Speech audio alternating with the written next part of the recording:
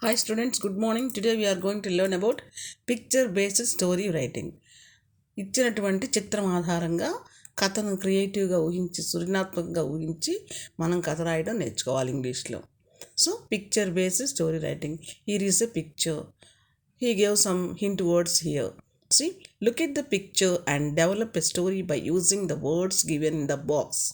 ఈ బాక్స్లో ఇచ్చిన కొత్త పదాలు లేక హింట్ వర్డ్స్ తోటి ఆధార పదాలతోటి మనం వాక్యాలు రాయాలి, కథలాగా రాయాలి. ఈ పదాలను ఉపయోగించి వాక్యం రాయాలి మనం. Give a suitable title to the story. మంచి హెడ్డింగ్ పెట్టండి, మీరు రాసిన కథకి మంచి హెడ్డింగ్ పెట్టండి. The beginning and ending of the story have been given. మీకు కష్టపడకుండానే ఇదిగో బిగినింగ్ ఇచ్చాడు, ఎండింగ్ ఇచ్చాడు, మధ్యలో మీరు రాయాలి సొంతగా, ఈ పదాలతోటి రాయాలి. Write in your notebook. మీ నోట్బుక్లో రాయండి. సరే, ఇక్కడ మనం ఎక్స్ప్లెయిన్ చేసుకుందాం.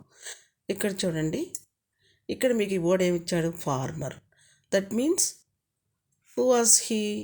He was a farmer. He was a but because all these are in modern dress. He is the eldest man, so he is a farmer. A farmer. So right, once they lived a farmer. They gave one sentence. With the help of this word, who was there? There was a farmer. Once they lived a farmer. ఇక్కడ రాసేసారు. 4 sons. 4 కొడుకులు. Who had 4 Sons? ఎవరికి? చూడండి, మీకు ఇక్కడ WH questions కూడా చాలా విలువైనవి. మీరు ఇచ్చినటువంటి పదాలతోటి ఆ కథల చిత్రాన్ని చూస్తూ ప్రశ్నలు వేసుకుంటే కూడా ఆ జవాబులే మీకు కథలాగా రాసేయచ్చు. సో ఇక్కడ 4 సన్స్ అన్నాడు. Who had 4 Sons? ఎవరికి? మర్చిపోయానమ్మా. ఇక్కడ మీరు గుర్తుపెట్టుకోవాల్సింది ఏంటంటే కథ మొత్తాన్ని కూడా దాదాపుగా పాస్ట్ టెన్స్లో రాయాలి. కథ మొత్తాన్ని సింపుల్ పాస్ట్ టెన్స్లోనే రాయాలి. సో ఇక్కడ who had 4 sons? The farmer had 4 sons. ప్రతిసారి ఫార్మర్ ఫార్మర్ అని చెప్పకుండా ఆ ఫార్మర్ బదులు ఏమో రిఫర్ చేశాడు? He had 4 sons. Who had 4 sons? He had. Fell ill. మళ్ళీ ఇక్కడ మీకు క్వశ్చన్ కూడా ఉపయోగపడుతుంది. Who was fell ill? Very good. The farmer was fell ill. ఇక్కడ మీరు రాసుకోండి, the farmer fell ill. Who was fell ill? The farmer fell ill. Okay. Quarrelled. Who quarrelled usually? His Sons. Who? His Sons. His Sons quarrelled with one another లేదా among them selves అని రాయొచ్చు. So చూడండి, ఇక్కడ ఈ farmer బదులు మీరు చక్కగా once there lived a farmer ఇచ్చారు. ఇక్కడ who was there? Who lived here? Once there lived. Once who lived there? A farmer. Answer అది. So once there lived a farmer. పూర్తిగా స్టేట్మెంట్ ఇది. ఫార్మర్ తోటి మీరు ఒక వాక్యాన్ని క్రియేట్ చేశారు. ఇక్కడ వాళ్ళే ఇచ్చారు మీకు 4 సన్స్. హూ హ్యాడ్ 4 సన్స్ అని క్వశ్చన్ వేసుకుంటే హీ హ్యాడ్ 4 సన్స్ అనేది మీకు వాళ్ళే వాక్యాన్ని ఇచ్చారు. ఇక మధ్యలో వాక్యాలు రాయాలి. ఫెల్ ఇల్ అన్నాడు. Who was fell ill? The farmer was fell ill. Okay, అయిపోయింది. సో ఒక వాక్యం వచ్చింది. ఇక్కడ చూడండి అమ్మ, ద ఫార్మర్ ఫెల్ ఇల్. క్వారెల్డ్. క్వారెల్డ్ అంటే ఏంటి? పోట్లాడుకోవటం. ఎవరు పోట్లాడుకుంటున్నారు? Imagine 4 sons. So who quarrelled? His 4 sons quarrel with one another అని రాయొచ్చు. ఒకరితో ఒకరికి పోట్లాడుకుంటారు, లేదా అమాంగ్ దెమ్ సెల్వ్స్, వాళ్ళల్లో వాళ్ళే పోట్లాడుకుంటారని రాయొచ్చు. సో ఇక్కడ వాక్యం చూడండి, రాసాం. His sons quarrelled among themselves. ఇక్కడ క్వారెల్ విత్ వన్ అనదర్ అని రాయొచ్చు, విత్ వన్ అండ్ అదర్. ఇక్కడ క్వారెల్డ్, హిస్ సన్స్ క్వారెల్డ్. ఇక్కడ దీని క్వారెల్డ్ ముందు ఏం పెట్టాలి? Who quarrelled? His sons. ఇక్కడ his sons quarrelled among themselves or with one and other. Next వాక్యం ఇచ్చాడు. స్టిక్స్ రాశారు, స్టిక్స్ రాశారు. ఇక్కడ కొంచెం సొంతగా రాయొచ్చు. ఏమని రాయొచ్చు? The farmer wanted to teach a lesson to them. ఈ పిల్లలు వాళ్ళు పోట్లాడుకోవడం చూసి ఫార్మర్ వాళ్ళకు గుణపాఠాన్ని నేర్పాలి అనుకున్నాడు. సో ఇక్కడ మీరు కొద్దిగా క్రియేటివ్లో ఇచ్చిన వర్డ్స్తే కాకుండా కొంచెం సొంతం కూడా రాస్తే కనుక మీకు కథకి పూర్తి అందం వస్తుంది. క్రీమ్ చేసినట్టుంటుంది మన కథను చక్కగా. సో ఇక్కడ మీరేం చేయాలి, ఇక్కడ సొంతగా రాసుకోండి. The farmer wanted to teach a lesson to his sons. అయిపోయింది. మరి అప్పుడు ఏం చేశాడు, స్టిక్స్ కర్రలు తెప్పించాడు అనమాట. సో ఈ కాల్ దెమ్ వాళ్ళని పిలిచాడు, పిలిచి and asked to untitled the bundle of sticks. Bundle అని బదులు బండిల్ ఆఫ్ స్టిక్స్ అని కూడా రాసుకోవచ్చు. Bundle of sticks to untitled, ఒక కట్ట బండిల్ విడిగొట్టమని చెప్పాడు. Untitled the bundle of the sticks. ఒక మళ్ళీ ఇక్కడ సొంతగా రాసుకోవచ్చు మీరు. ఇక్కడ నుంచి ఇక్కడ ఖాళీ లేదు, ఇక్కడ రాసాను చూడండి. He gave each one a stick and ask them to break. ప్రతి ఒక్కళ్ళకి ఇచ్చాడు. మనం పాస్ట్ టెన్స్లో రాయాలి కదా, మనం ఆస్క్ రాయొచ్చా, రాయకూడదు. Asked. He gave each one a stick and asked them to break. ఇరగొట్టమని ఇచ్చాడు. ఇక్కడ చూడు, బ్రేక్, టు బ్రేక్. బ్రోక్ అని పాస్ట్ టెన్స్ అయితే బ్రేక్ రా, టూ వచ్చింది కాబట్టి బ్రేక్. సో ఇక్కడ మనీ చూడండి. Once they lived a farmer, he had 4 sons. He was fell ill. His sons quarreled with one another or among themselves. The farmer wanted to teach them a lesson. He called them and asked them to untitle the bundle and he gave each one a stick and asked them to break. ఇరగొట్టమని ఇచ్చాడు. So broke బదులు ఏం రాయాలి, to break. To ఉపయోగిస్తే present టెన్స్లో వస్తుంది verb. Next ఇక్కడ they broke them easily. ఇప్పుడు ఈ పదం వాడుకోవచ్చు మీరు. Who broke them easily, they broke them easily. ఇదంతా మీరు సొంతగా రాయాలి. Next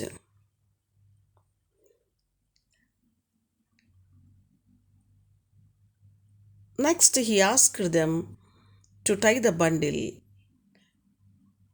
and break them. Bundle కట్టేసి దాన్ని విరగొట్టమన్నాడు. They were unable. చూడండి, he asked them to break bundle of sticks. They were unable to break. To పక్కన బ్రేక్ వచ్చింది కదా, ఇందాక చెప్పాను.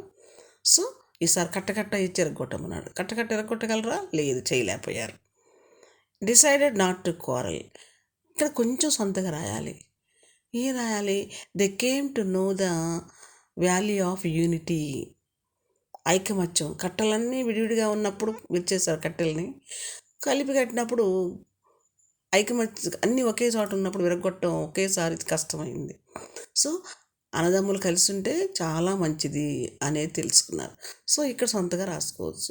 They came to know the value of unity. They came to know the value of unity and decided not to quarrel. Who decided? His sons. And decided not to quarrel. ఇప్పుడు మీరు కథకు story పేరు పెట్టండి. A farmer and 4 sons అని పెట్టచ్చు, a farmer and his 4 sons పెట్టచ్చు, లేదా unity is strength అని కూడా పెట్టచ్చు. The came to know the unity is the strength. So unity is strength అని కూడా పెట్టవచ్చు. సో కథకి ఏం పేరు పెట్టచ్చు, మనం చూసుకొని పైన ఖాళీలాగా ఇక్కడ రాస్తున్నాను నేను. Unity is strength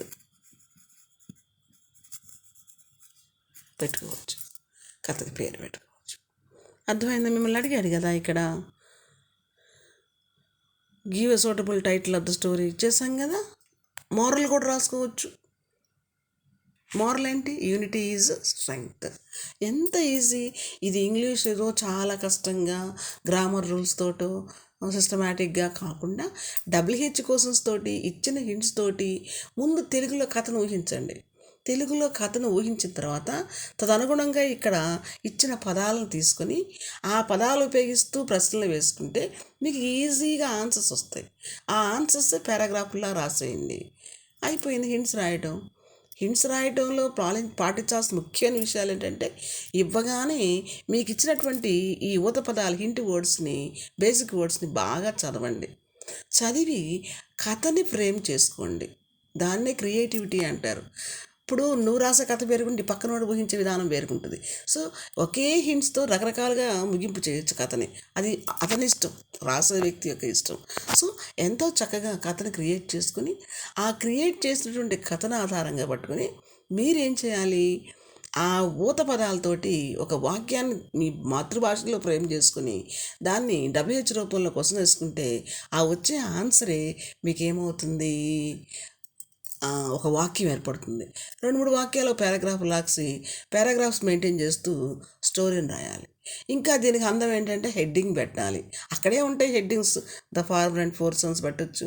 unity strength ఇక్కడ లేదు, కానీ మీరు రాయొచ్చు. సో ఇక్కడ మోరల్ ఇంత జాగ్రత్తగా మీరు కథని ఆ చిత్రపటాన్ని చూస్తూ రాయాలి. మీకు ఇంగ్లీష్ టెక్స్ట్ బుక్లో కూడా చూడండి, పాఠానికి ముందు ఒక బొమ్మ, ఒక కథ ఇస్తాడు, పాఠానికి రిలేటెడ్గా ఇస్తాడు. చక్కగా దాన్ని మిమ్మల్ని ఊహించి క్వశ్చన్స్ రాయమని అంటాడు, ఇమాజిన్ అని చెప్పి మీ ప్రీవియస్ నాలెడ్జ్ టెస్ట్ చేయడం కోసం లెసన్లోకి వెళ్ళక ముందు ఇస్తుంటాడు. అంటే పటం చూసి మీరు కింద ఆన్సర్స్ రాయాలి. ప్రతి లెసన్లోనూ ఉంది, ఇంగ్లీష్ లెసన్లో. అలాగే ఇక్కడ మీరు దాన్ని ఏమంటారు, పిక్చర్ బేస్డ్ స్టోరీ రైటింగ్ అంటారు. దీన్ని హింట్స్ రైటింగ్ అంటారు. ఇచ్చిన కథ ఆధారంగా లేదా ఇచ్చిన చిత్రం ఆధారంగా ఇచ్చిన పదాల ఆధారంగా మనం కథని క్రియేటివ్గా ఊహించుకొని డబ్ల్యూహెచ్ క్వశ్చన్స్ యూజ్ చేసుకొని ఆ హింట్ వర్డ్స్ తోటి అర్థవంతమైన వాక్యం రాయటాన్ని ఏమంటాం మనం, హింట్స్ రైటింగ్ అంటాం. దీనికి 10 మార్కులు 10th క్లాస్లో మీకు. అంటే ఇక్కడ చిన్నగా డెవలప్ చేసుకుంటే అలవాటు అవుతుంది. సో మళ్ళీ ఒకసారి ఎక్స్ప్లెయిన్ చేస్తే చూడండి. పిక్చర్ బేస్డ్ స్టోరీ రైటింగ్, బొమ్మను చూసి పటాన్ని రాయాలి. ఇప్పుడు మీకు అర్థమైంది కదా, ఓల్డ్ మ్యాన్ ఇతను 4 సన్స్ అనమాట. Next, look at the picture and develop story by using the words given the box. ఈ బాక్స్తో స్టోరీ రాయాలి మనం పదాలతో. సో ఈ పదాలను ఏమంటారు చెప్పాను నేను, హింట్ వర్డ్స్ అంటారు, లేదా బేసిక్ వర్డ్స్ అంటారు, ఊత పదాలు అంటారు. సో ఇక్కడ వాడే ఇచ్చాడు చూడండి, ఏ ఫార్మర్తో once there lived a farmer వాక్యం ఇచ్చేసాడు. ఒకనొకప్పుడు ఒక రైతు ఉండేవాడు అనేది తెలుగులో ఊహించుకోవాలి మాతృభాషలో. దాన్ని ఇంగ్లీష్లో who lived there, once there lived a farmer, once they lived a farmer. Who lived there అంటే దేర్ లివ్డ్ ఏ ఫార్మర్, ఒక ఫార్మర్ ఉండేవాడు. 4 సన్స్, హీ హ్యాడ్ 4 సన్స్. చక్కగా who had 4 sons, the farmer had. ప్రతిసారి the farmer అనక్కర్లేదు, pronoun ఉపయోగించండి. He had 4 sons. Next, fell ill. Who was fell ill? The farmer was fell ill. So he was fell ill. Next, quarrel. Who always quarrel? His sons always quarrel with one another. లేదా among themselves. His sons always quarrel among themselves. The farmer, మీ సొంతగా రాయాలి కదా ఇక్కడ, wanted to teach them a lesson. He called them and asked to untitle the bundle of sticks.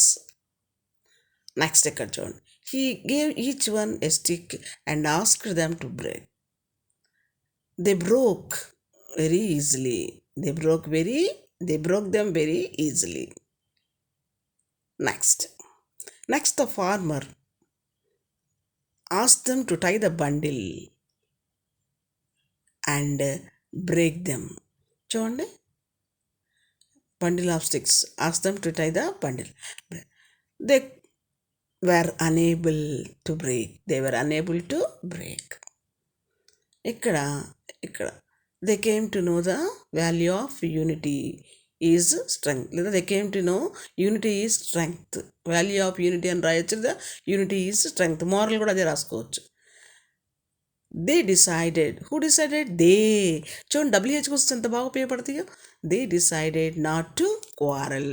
Who, what, where, when, which, whose, ఇలాంటి ప్రశ్నలు సంబంధించి related WH word తోటి ప్రశ్న వేసుకుంటే ఈజీగా రాయగలుగుతారు. సరే, ఇది మీ క్రియేటివ్నెస్ లేదు టీచర్ గారు, మాకు 7 ఇచ్చినవి మేము రాస్తామంటే అలా కూడా రాయొచ్చు. ఎలా రాయాలి? ఇప్పుడు అతను బాధపడ్డాడని, దుఃఖపడ్డాడు, ఫాదరు పిలిచి ఒక కర్ర మూటెప్పి ఒక కర్ర ఇచ్చాడని అయ్యేం రాయకుండానే ఇక్కడ పదాలతో రాద్దాం చూడండి. Once there lived a farmer, he has 4 sons. The farmer fell ill. He was fell ill. His sons quarreled with one another or among themselves. His sons quarreled among themselves అని రాయొచ్చు, లేదా with one another రాయొచ్చు. Farmer gave each one a stick. They broke easily.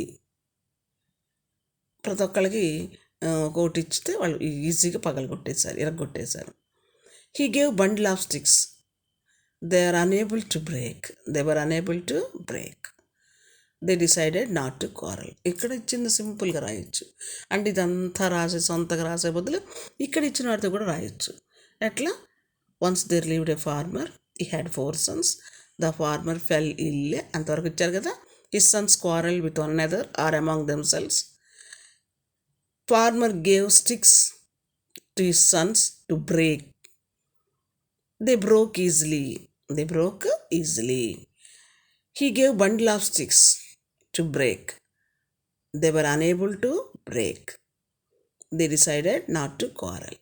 ఇట్లా మాకు అంత creativeness లేదంటే ఇచ్చిన వాడితో మిగించుకుంటామంటే ఇట్లా కూడా రాయొచ్చు. సో రాయడం అనేది నీ ఇష్టం. క్రియేటివ్గా చక్కగా సొంత వాక్యాలు కలుపుకుంటూ కథకి అందం తీసుకొచ్చి రాయాలి, అర్థవంతంగా రాయాలి అంటే రాసుకో. ఇక్కడ హింట్స్ తోటి నువ్వు ముగించుకోవాలన్నా ఇలా ముగించుకోవచ్చు. So as you like you can write it. Okay children, do you like it? Thank you.